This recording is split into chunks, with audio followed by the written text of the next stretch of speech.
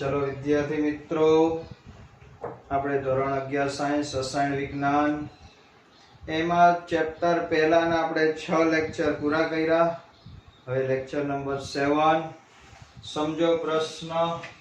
અર્થસૂચક અંક શું દર્શાવે છે અને અર્થસૂચક અંક નક્કી કરવાના નિયમો સમજાવો. ઉદાહરણ આપીને સમજાવવાનું. તો પહેલા તો આપણે એ સમજીએ કે અર્થસૂચક અંક જેને सार्थक अंक कहेवाय, इंग्लिश में सिग्निफिकंट नंबर कहेवाय.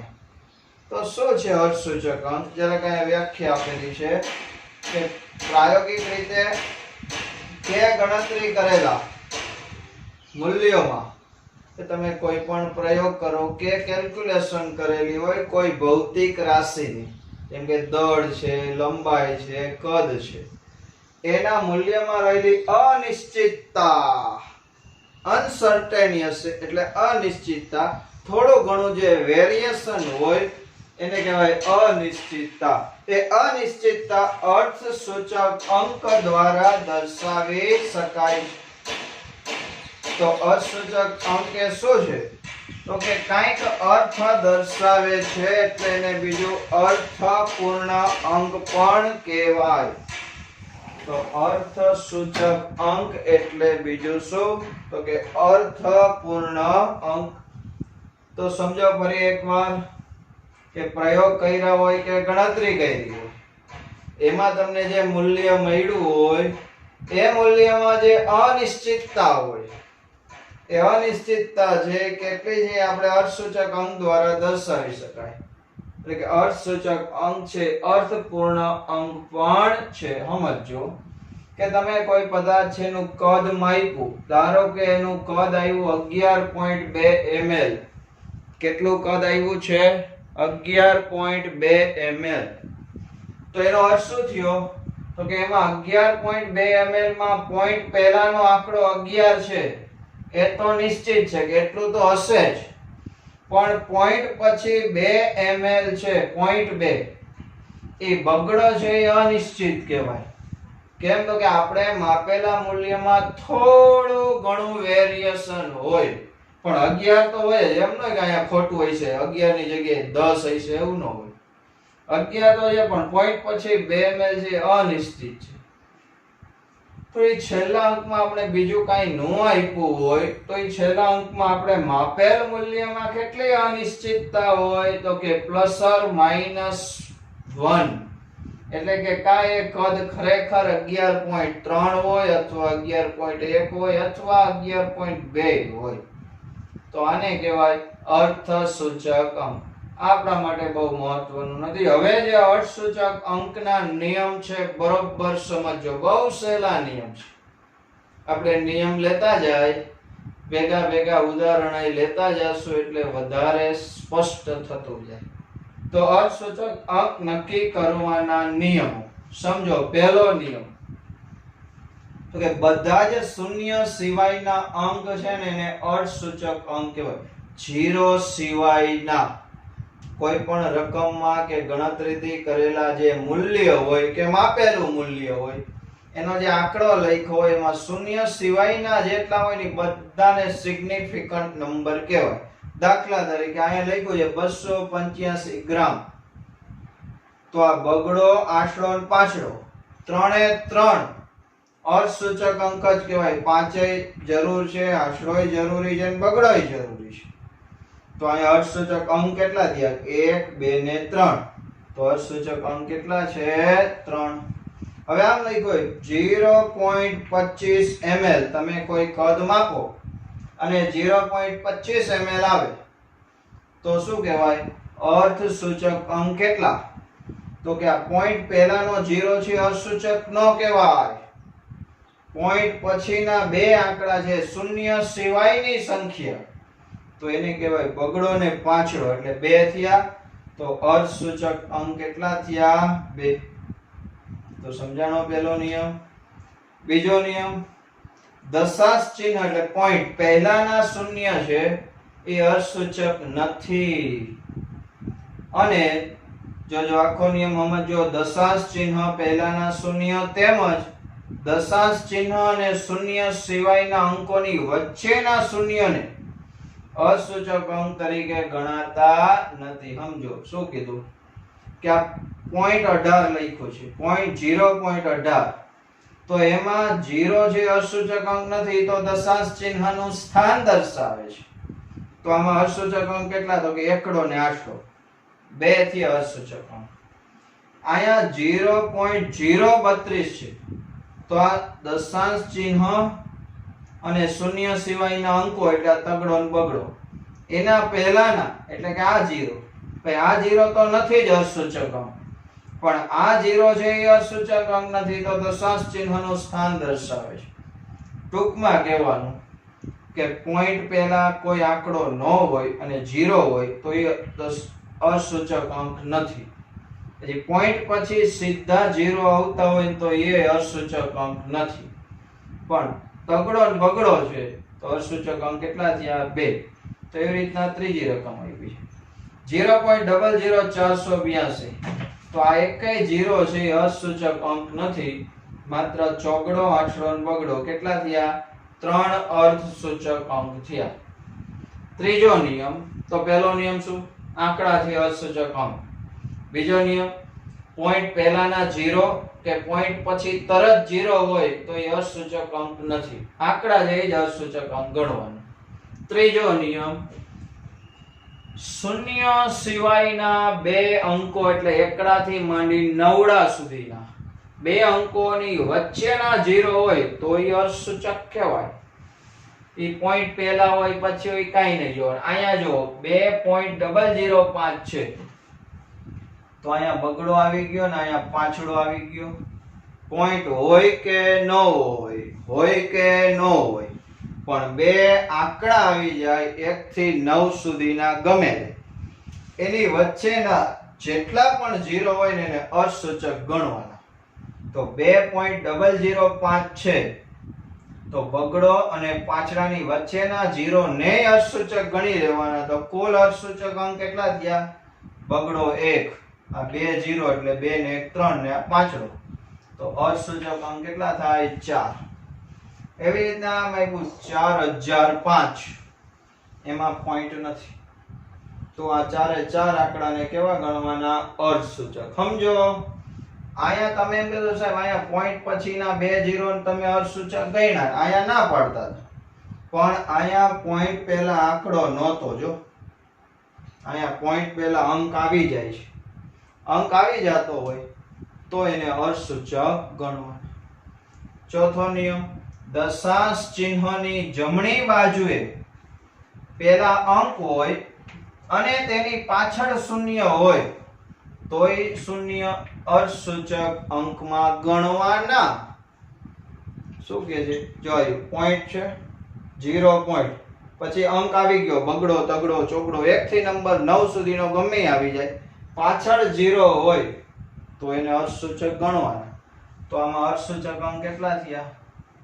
200. કેટલા થયા? 3.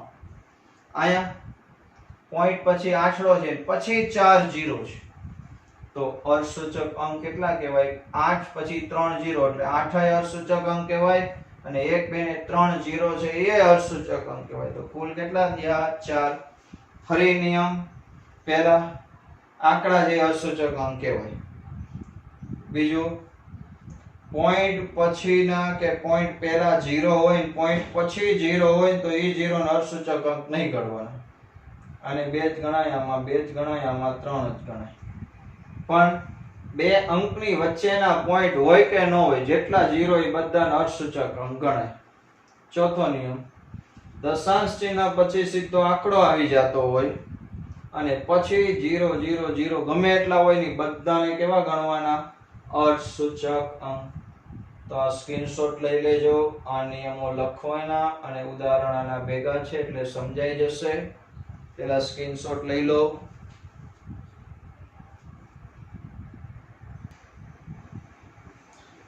ચાલો, ત્યાર પછીનો પાંચમો નિયમ બહુ સિમ્પલ છે કે પૂર્ણાંક સંખ્યા પછી દશાંશ ચિહ્ન પાછળ મૂકેલા શૂન્યને અસૂચક અંક તરીકે ગણવા.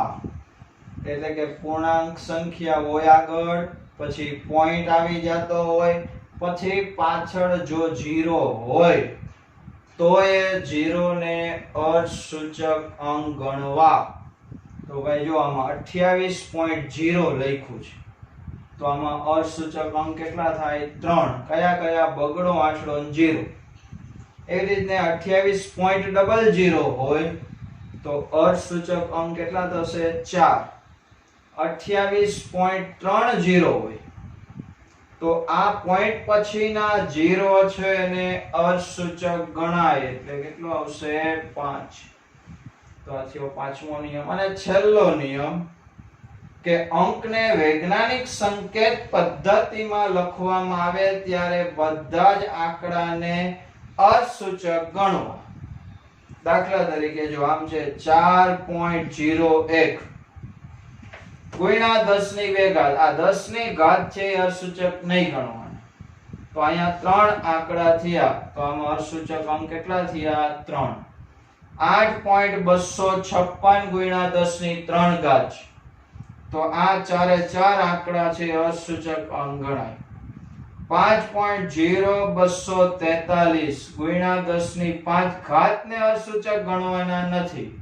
ઘાત પહેલાના આંકડા છે એને અર્થસૂચક સાર્થક અંક કહેવાય. તો 1 2 3 4 ને 5, તો આમાં અસૂચક અંક કેટલા થઈ ગયા? 5. તો આ 5 નિયમ આવડે, સોરી 6 નિયમ, એટલે અસૂચક અંક નક્કી કરતા આવડી જાય. 6 નિયમ બરોબર સમજવાના છે. હું તમને આપણે થોડાક ઉદાહરણ સમજીએ. સ્વાધ્યાયનો જ પ્રશ્ન નંબર 19 છે, આપણે લઈ લઈએ કે નીચેનામાંથી અસૂચક અંક કેટલા છે દર્શાવો. તો ચાલો જોઈએ. આમાં કયો જોઈએ? 0.0025. તો ભાઈ પોઈન્ટ પછીના 2 0 છે અને આ 0, એ ત્રણને અસૂચક ન કહેવાય. તો પાછળના 2 આંકડા છે અસૂચક થશે. તો આમાં અર્થસૂચક અંક કેટલા? તો પહેલાનો જવાબ આવશે. આના કેટલા અસૂચક અંક થાય? 2. કયા? 25. હવે 208 લખ્યા છે, તો એમાં તો 2 આંકડાની વચ્ચે 0 છે, તો આ 3 ને શું કહેવાય? અસૂચક અંક. 5005 છે, તો 2 આંકડાની વચ્ચેના 0 છે એટલે બધા જ અસૂચક અંક થઈ જશે. તો 5005, તો કુલ કેટલા થયા? 4. હવે 126.000 છે, તો પોઈન્ટ પછી 0 આવે એ બધા અસૂચક ગણાય. તો પાછળ જો અહીંયા આંકડા હોય તો બધા જ લઈ લેવા. તો 126 એટલે 3 આ ને 3 આ કેટલા થયા? 6. 500.0, તો આના અસૂચક અંક કેટલા? 4. 2.0034, તો બધા અસૂચક અંક થયા 1 2 3 4 5, અને કેટલા થયા? 5. પણ જો યાદ રાખજો આમ હોય 500 પછી પોઈન્ટ ન હોય, આમાં 500 પછી 0.0, તો આમાં પોઈન્ટ ન હોય, તો આ બે ને અસૂચક ન ગણાય. તો આમાં કેટલા? આ 1. યાદ રાખજો 500.0 હોય તો આ બધા અસૂચક, પણ ખાલી 500 લખ્યું હોય, 0 અહીંયા પોઈન્ટ ન કર્યું હોય, તો આ બે 0 છે એને અસૂચક ગણાય નહીં. તો કેટલા થયા? 1. તો આ રીતે અસૂચક અંક નક્કી કરવાના છે. 6 નિયમ બરોબર પાકા કરજો. દરેકમાં ઉદાહરણ છે સમજજો, અને પછી આ અસૂચક અંક કેમ ગણ્યા છે સમજી લો એટલે આવડી જાય. બરોબર? ચાલો સ્ક્રીનશોટ લઈ લેજો, પછી આગળ વધીએ.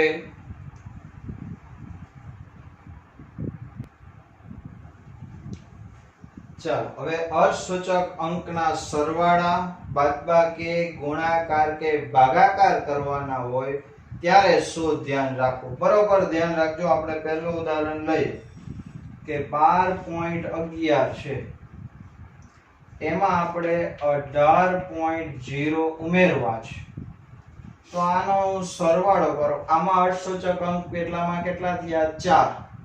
18.0 માં અસૂચક અંક કેટલા થયા? 3. હવે હું એનો સરવાળો કરું. આનો શું કરવાનો છે મારે? સરવાળો.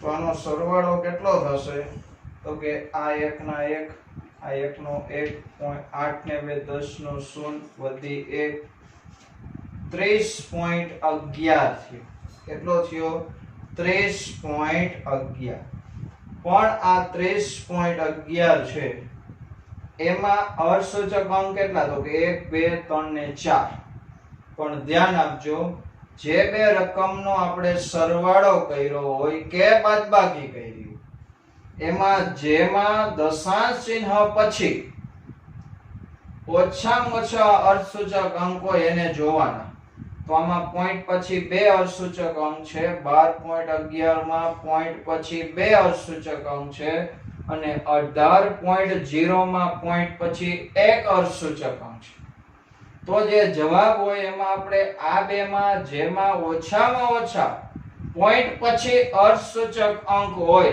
એટલા જ લખી શકાય એનાથી વધારે ન લખી શકાય તો આપણો જવાબ ભલે 30.11 આવ્યો પણ હકીકતમાં જવાબ કેટલો કરવાનો તો કે પોઈન્ટ પછી એક જ અર્ધસૂચક અંક રાખવાનો એકડો કાઢી નાખવાનો તો આપણો જવાબ શું આવી ગયો 30.1 તો અર્ધસૂચક અંકના આ રીતે સરવાળા બાદબાકી કરવાના ચલો હવે હું બાદબાકી લઈ લઉં છું આ જ આંકડો લો 12.11 સોરી 18 મોટી રકમ લઈ લો ચલો 18.0 માઈનસ 12.11 તો બાદબાકી તો આપણે જેમ કરતા હોય એમ જ કરી નાખવાની તો આનો જવાબ આવે 5.89 હવે 5.89 આવ્યો તો અહીંયા પોઈન્ટ પછી બે અર્ધસૂચક અંક આવ્યા પણ આપણી રકમ છે એમાં 18.0 માં પોઈન્ટ પછી એક જ અર્ધસૂચક અંક છે એક જ તો આપણે આને પોઈન્ટ પછી બે નો જવાબ ન લખી શકાય તો આનો જવાબ શું લખશું તો કે આને કાઢી નાખો હવે તમને ખબર છે નવડો ગાઢો તો 8 માં 1 ઉમેરાઈ જાય એવું તમે ભણ્યા છો 5 કરતા મોટી રકમ હોય તો આમાં 1 ઉમેરી જાય એટલે જવાબ કેટલો થઈ ગયો પણ પોઈન્ટ પછી એક જ અર્ધસૂચક અંક રહેવો જોઈએ આવું ગુણાકારમાંય થશે દાખલા તરીકે આપણે લઈએ 2.5 ગુણ્યા 1.25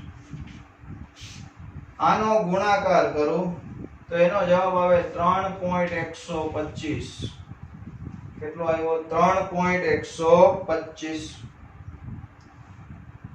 તો જો આમાં પોઈન્ટ પછી એક અર્ધસૂચક અંક આમાં પોઈન્ટ પછી બે અર્ધસૂચક અંક છે તો ઓછા કયામાંથી આ પહેલી રકમ તો આનો જવાબ છે એ પોઈન્ટ પછી એક જ અર્ધસૂચક અંક સુધી રાખવાનો બાકી કાઢી નાખવાના તો 3.1 હવે આ પાંચડો કાઢો તો આ બગડો એટલે કાઈ ફેર ન પડે પછી આ બગડો કાઢો તો એકડામાં કાઈ ફેર ન પડે એટલે આપણો જવાબ શું થઈ ગયો 3 તો ટૂંકમાં ફરી એકવાર કહી દઉં છું અર્ધસૂચક અંકના સરવાળા ગુણાકાર બાદબાકી ભાગાકાર ગમે તે હોય તમારે રકમમાં જોવાનું જે બેનો તમે સરવાળો કે 3 નો સરવાળો કરતા હોય જે બેનો ગુણાકાર કરતા હોય કે 3 નો ગુણાકાર કરતા હોય એમાં પોઈન્ટ પછી જે રકમમાં ઓછામાં ઓછા અર્ધસૂચક અંક હોય જવાબમાં છેલ્લે એટલા ઓછામાં ઓછા અંક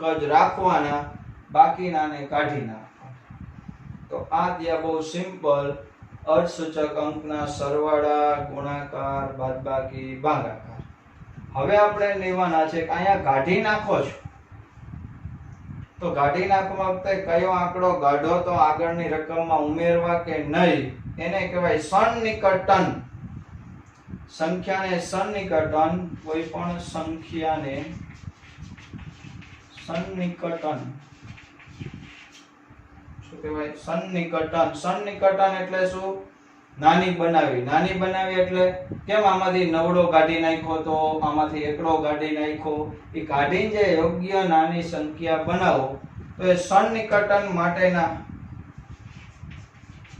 નિયમો જો કે આ નિયમ તમને બધાને આવડે જ છે આમાં કઈ બહુ મારે ઊંડું ઉતરવાનું જરૂરી નથી પણ તોય લઈ લઉં છું કે જો જમણી બાજુનો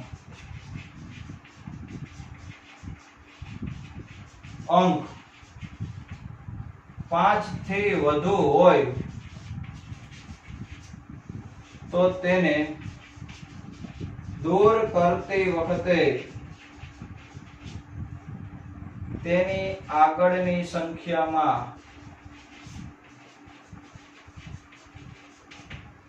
એક ઉમેરવો. આ તો તમને બધાને ખબર જ છે.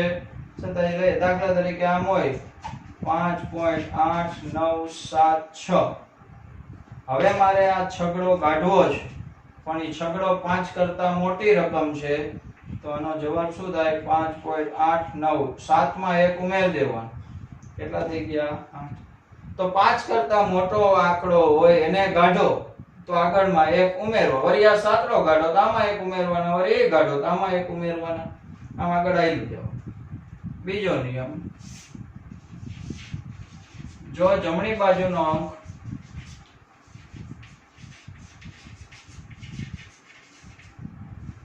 5 થી નાનો હોય તો કોઈ જ ફેરફાર વગર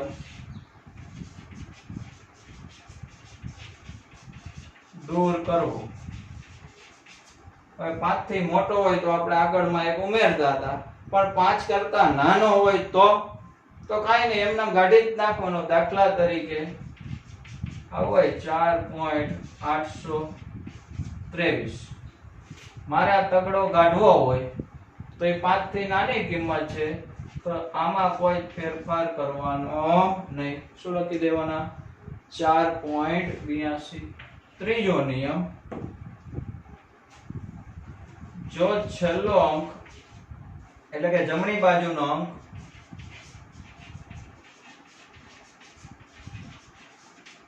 5 હોય તો શું કરવાનું? હોય ત્યારે 5 હોય ત્યારે જો તેની પહેલાનો અંક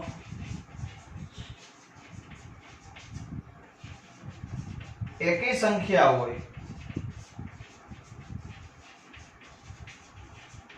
તો 1 ઉમેરવો, અને બેકી સંખ્યા હોય તો ઉમેરવો નહીં. જો હવે આયા કીધું 5 થી વધારે હોય તો આગળની રકમ કાઢતા જાવ, અહીંયા 1 ઉમેરાતો જાય. પણ 5 થી નાની હોય તો એમનેમ કાઢી નાખ. પણ 5 હોય ત્યારે શું કરવાનું? તો 5 હોય ત્યારે આગળની રકમ જોવાની. આગળનો અંક એકી હોય તો ઉમેરવાનો, બેકી હોય તો નહીં ઉમેરવાના. જો દાખલા તરીકે આમ હોય 15. આ 5 ને મારે કાઢવો છે તો એની આગળનો આંકડો આ જોવાનો. એકડો છે એકી સંખ્યા છે તો કે હા, તો આને લખવાનો બગડો, તો એમાં 1 ઉમેરવાનું. બીજું ઉદાહરણ અહીંયા લઈ લો. બીજું ઉદાહરણ 1635 છે ને આ 5 કાઢવો છે તો શું કરવાનું? તગડામાં 1 ઉમેરી ચોગડો કરવાનો.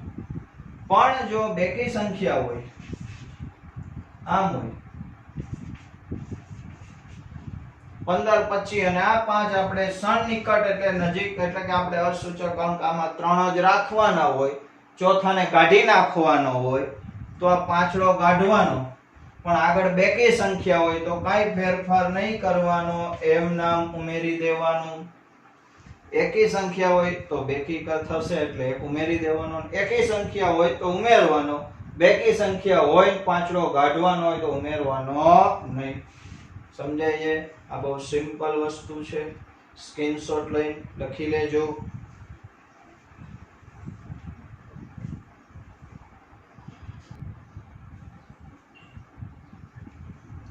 ચાલો સ્વાધ્યાયનો ક્વેશ્ચન નંબર 20 લઈ લઈએ. શું છે પ્રશ્ન? જો નીચેનાનું 3 અર્થસૂચક અંક સુધી સન્નિકટન કરો એટલે વધારાના કાઢી નાખવાના છે. ધ્યાન આપજો. પહેલી રકમ છે 34.216.